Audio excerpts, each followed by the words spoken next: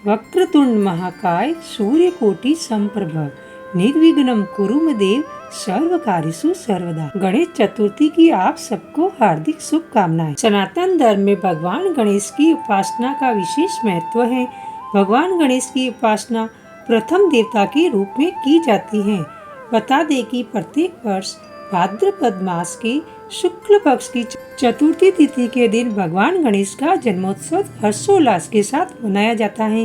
इस दिन गणपति बप्पा को गाजे बाजे के साथ भगवान गणेश को घर लाया जाता है और विधिवत उपासना की जाती है। हिंदू पंचांग के अनुसार भाद्रपद शुक्ल पक्ष की चतुर्थी तिथि 18 सितंबर दोपहर 2:09 से 19 सितंबर दोपहर 3:13 तक रहेगी।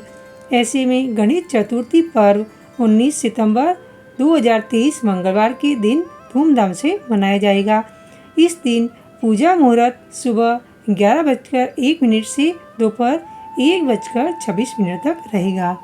आज मैं आपको सरल तरीके से पूरी विधि विधान के साथ गणपति जी का स्वागत कर सकते हैं। सबसे पहले इसके लिए आपको चाहिए एक पटरा और उस पर आप एक कपड़ा लगा दीजिए।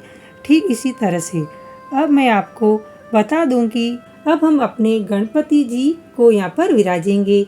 उससे पहले एक मुट्ठी अक्षत के हमें इस पटरे पर रखने हैं। देखिए यहाँ पर मैं अपने गणपति जी का स्वागत करूँगी और उनसे प्रार्थना करूँगी कि वो मेरे घर आके यहाँ पर विराजे। आपने देखा कि पटरे पर हमने अक्षत रख दिए हैं।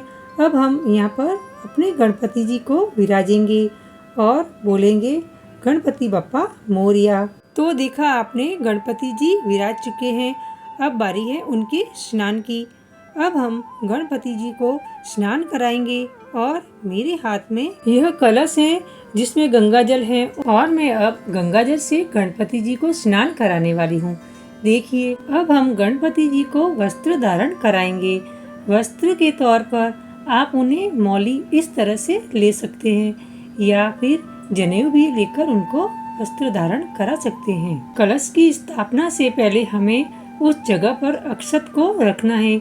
देखिए अब मैंने यहाँ पे गणपति जी की बाईं तरफ अक्षत रख दिए हैं। कलश को रखने से पहले हम इस पर स्वास्तिक का चिन्ह बना लेते हैं। स्वास्तिक हमेशा से हिंदू धर्म में बहुत शुभ माना जाता है। जब भी पूजा की जाती है तो स्वास्तिक का चिन्ह बनाकर ही पूजा की जाती है। इस तरह से हमने कलश पर स्वास्तिक का चिन्ह बना लिया है जो कि बहुत ही शुभ होता है। अब हम इस पर हल्दी की 4 बिंदी लगा देंगे। अब हमारा स्वास्तिक बनकर तैयार है और अब बारी है अपने कलश को हम उसकी जगह पर स्थापित करेंगे। अब हम कलश में आम के पत्ते डालेंगे। पूजा में आम के पत्ते बहुत शुभ माने जाते हैं। आम के पत्ते 5 या 7 ले सकते हैं। पूजा में आम के पत्ते बहुत शुभ माने जाते हैं और इनका एक महत्व होता है। और गणपति जी का जब हम घर पर आगमन करते हैं, खुशियों को अपने घर बुलाते हैं, तो कलश को हम अच्छे से तैयार करते हैं। और देखिए अब हमने इसमें 5 आम के पत्ते मैंने अपने कलश पर लगा लिए हैं। अब हमने पानी वाला एक नारियल लिया है और इस नारियल पर हम कलवा बांध देते हैं। देखिए और अब इसे मैं अपने कलश पर स्थापित करूंगी। हम कलश को गणपति जी की बाईं तरफ स्थापित करेंगे। अब बारी आ गई है गणपति जी को भोग लगाने की।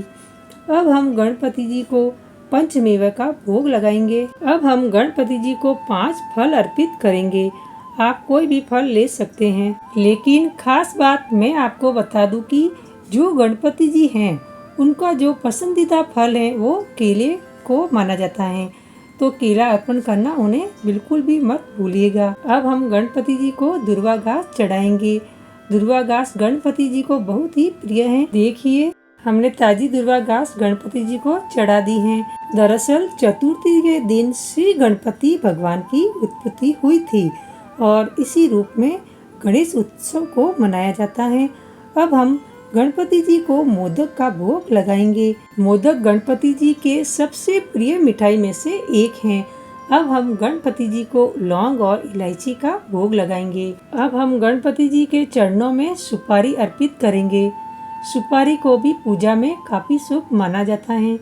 मैंने एक पान का पत्ता लिया है, इसमें एक सुपारी रखेंगे और इसको इस तरह से बंद कर देना है, देखिए।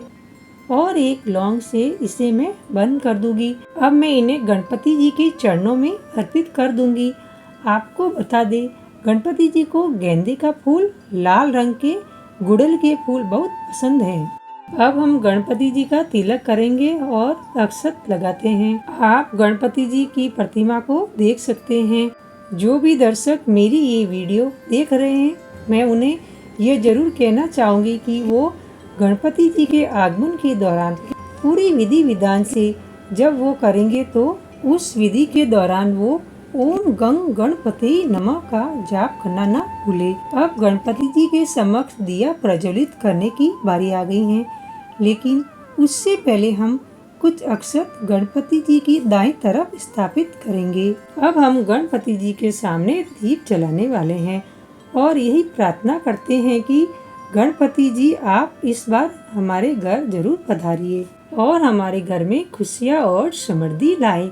गणपति जी के चरणों में हमने धूप भी जला दी है और अब हम गणपति जी की आरती करने वाले हैं और इसके बाद गणपति जी के समक्ष इस ज्योत को स्थापित करेंगे। आपको हम बता दें कि गणपति जी की दाईं तरफ ही हमेशा से ज्योत को स्थापित करना चाहिए। यह काफी शुभ माना जाता है और ध्यान रखना कि गणपति जी की स्थापना हमेशा से ही हमें पूर्व उत्तर दिशा में ही करनी चाहिए और भूलकर भी आप दक्षिण पश्चिम कोण पर आप गणपति जी की स्थापना न करें।